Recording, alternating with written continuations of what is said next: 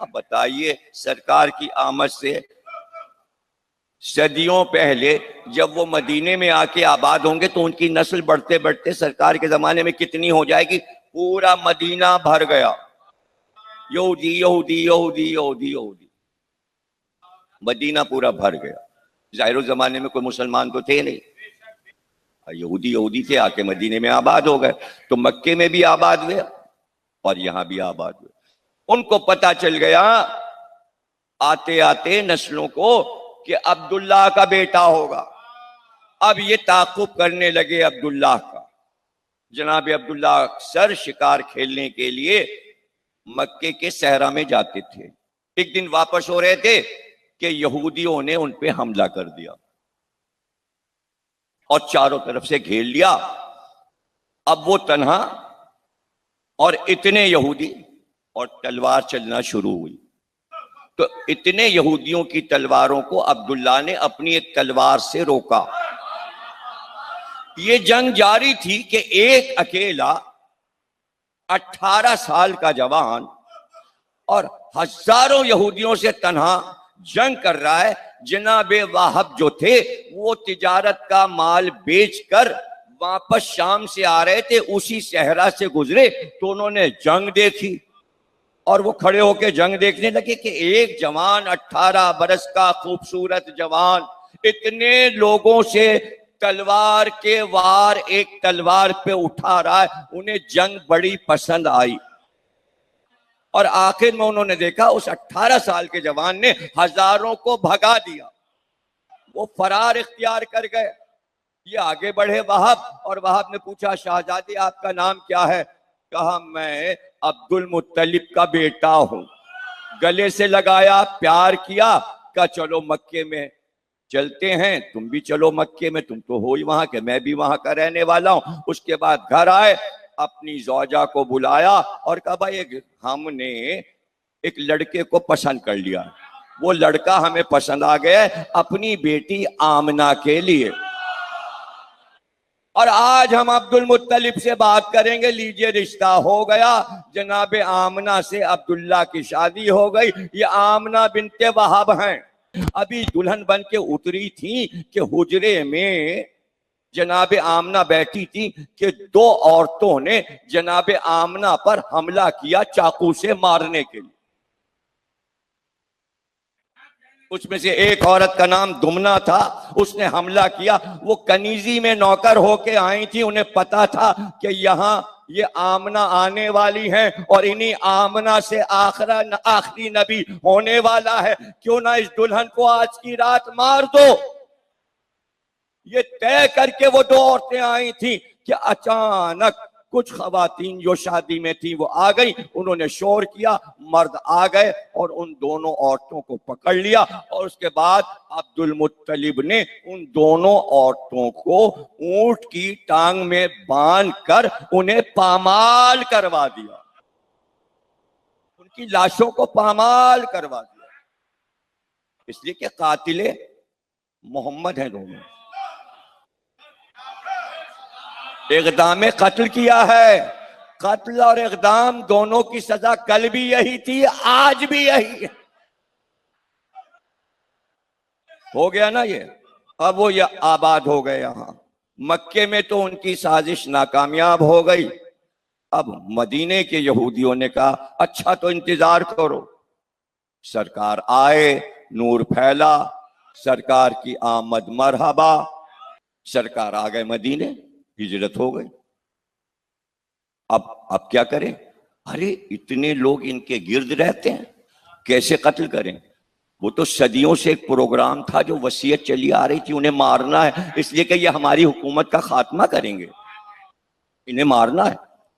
مار سکتے نہیں، اس لیے کہ ہر وقت تو پہرا رہتا ہے، اور پھر حمزہ جیسا بہادر رہتا ہے اور علی جیسا جوان رہتا ہے، تو مار تو سکتے نہیں، کیا کریں؟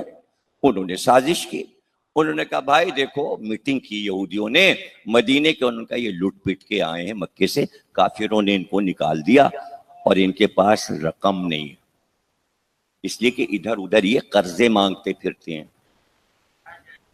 قرضے مانگتے پھرتے ہیں، اس وقت کی عادت پڑی ہے مسلمانوں کی یہودیوں سے قرضے مانگنے کی، ہے نا؟ انہوں نے جا کے مسلمانوں سے کہا، اپنے کارندے بھیجے ایک ایک کے پاس، کہ بھائی تمہیں قرضہ چاہیے، مکان بنوانا ہے، ہجرت کر کے آئے ہو نا، تو قرضے تو بینک دیتے ہیں نا، یہاں بھی جب مہاجر آئے تھے تو قرضے تو لے کے مکان بنوا رہے تھے۔ یہودیوں نے اپنے کارندے بھیجے، جیسے انشورنس کمپنی کے گھومتے نہیں پھرتے ہیں، انشورنس کرا لو انشورنس کرا لو، ایسے یہودیوں نے اپنے نمائندے گلی گلی میں بھیج دیے، انہوں نے کہا بھائی آپ ایسا کیجئے، فلانا یہودی ہے نا، اس کے پاس بڑا پیسہ، وہ قرض دے دے گا آپ کو۔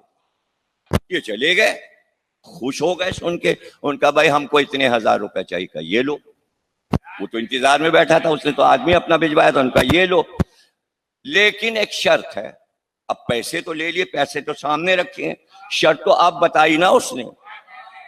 اب پیسہ سامنے، یا تو پیسہ چھوڑ دیں، پیسہ سامنے رکھا ہو اس کو کون چھوڑتا ہے؟ پھر تو شرط کوئی بھی ہو تو مان لیتا ہے آدمی، پیسہ تو سامنے رکھا۔ ان کا شرط ہے، کیا شرط ہے؟ کہ جب آپ یہ رقم واپس کرو گے تو اس کو ڈبل کر کے دینا ہوگا، اس لیے کہ سود لگے گا۔ وہ لے کے جلدی سے بھاگے، ان کا دیکھا جائے گا، سود دے دیں گے۔ اس طرح رقم بانٹنے لگے۔ اب کیا ہوا؟ جنگیں شروع ہو گئیں، مال غنیمت ملنے لگا۔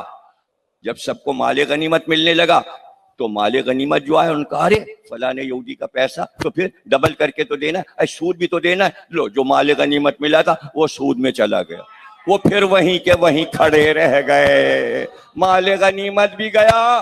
وہ پرانی رقم بڑھتی جا رہی ہے، جتنی بڑھتی جا رہی ہے سود بڑھتا جا رہا ہے، جتنی جیل لگ رہی ہے سود بڑھتا ہے۔ کاش کہ ہمارے بچے غور سے پاکستان کے اخبار ہی پڑھتے ہوتے روزانہ، تو انہیں پتہ تو چلتا کہ پاکستان پر قرضہ کتنا ہے، اور وہ قرضہ اتارنا ایک الگ مسئلہ ہے۔ سود جو بڑھ رہا ہے ابھی تو وہ دے رہے ہیں، اصل رقم باقی ہے، تو مسلمان ہو گئے کمزور۔ اللہ نے آیتیں اتاری قرآن میں کہ ان یہودیوں نے آپ کی امت کو کمزور کر دیا، سود لے لے کر جو رقم آ رہی ہے وہ سب سود میں جا رہی ہے، آپ کی امت تباہ ہو رہی ہے۔ جبریل نے آ کے وہ آیتیں سنا دی، سرکار نے نمازیں پڑھی، پھر اللہ سے کہا پروردگار تو ہی راستہ بتا، میں کیا کروں، سود سے مسلمانوں کو کیسے بچاؤں؟ اس لیے کہ یہ سنی نہیں رہے میری بات، میں کہہ رہا ہوں قرضہ نہ لو، یہ نہیں مانتے، قرضے پہ قرضے لیے چلے جا رہے ہیں۔ جب قرآن ہے پھر اس کے بعد حدیث ہے، اس کے بعد تاریخ ہے، اس کے بعد تفسیر ہے، اور آگے بڑھتے جائیے۔ اللہ نے آیتیں اتاری کہ ایک ہی راستہ ہے، بھائی غور سے سننا، یہی ہے بیچ کی تقریر کا نقطہ، جہاں سے تقریر آگے بڑھ جائے گی پھر آپ کے سمجھ میں آئے یا نہ آئے یا آپ کے ذہنوں کے اوپر ہے۔ اللہ نے کہا جتنے یہودی مدینے میں، سب کو مدینے سے باہر نکال، سب کو نکال باہر کر دو، ایک ایک چن کر حکم آ گیا تھا اللہ کا، کھدیر کھدیر کر، چاروں طرف سے گھیر گھیر کر، مار مار کے نکالا گیا مدینے سے۔ یہ بھاگنا شروع ہوئے، یہ مدینے سے بھاگنا شروع ہوئے۔ پیسہ تو تھا ہی، جب انہوں نے دیکھا جلال میں آ گئے ہیں محمد، اور ہم وہ کام بھی نہ کر سکے، قتل بھی نہ کر سکے، اور جو پیسہ جا رہا تھا سود کا بھی نقصان ہو گیا۔ اب یہ جو سود رہ گیا، نہ رقم دیں گے وہ، نہ سود دیں گے، نکال باہر کر دیا، مدینے میں بھی نہیں جا سکتے، پابندی لگ گئی ہے، پیسہ بھی ہاتھ سے گیا۔ اب جو پیسہ بچا ہے ایسا کرو ہم سب جمع ہوں اور عرب میں جہاں جہاں یہودی ہیں انہیں خط لکھو اور خط لکھ کے بلاؤ اور کہو یہ محمد نے ہمارے ساتھ کیا ہے، اس لیے تمام یہودی اکٹھا ہو جائیں اور ایک جگہ ہو جائیں۔ کاش کہ ہمارے بچوں کو اسرائیل کی تاریخ معلوم ہوتی تو اس وقت اتنی واہ واہ کرتے کہ اٹھ اٹھ کے داد دیتے، اس لیے کہ جب جنگ ختم ہوئی، جرمن میں مارا گیا یہودیوں کو، تو یہودیوں نے پوری دنیا کے یہودیوں سے کہا ایک ہو جاؤ ورنہ مار ڈالے جاؤ گے۔ سب ایک ہوئے اور اس کے بعد انہوں نے مطالبہ کیا امریکہ سے ہمارا ملک دو، تو گھبرا کے امریکہ نے کہا یہ ہمارے اوپر چڑھ جائیں گے، تو فلسطین میں کہا یہیں سے تو تم شروع ہوئے تھے، لو یہاں تمہیں ملک دے رہے، تمہارا ملک بنا دیا۔ پوری دنیا کے یہودی وہاں کے فلسطین میں جمع ہو گئے، اس طرح اسرائیل بن گیا۔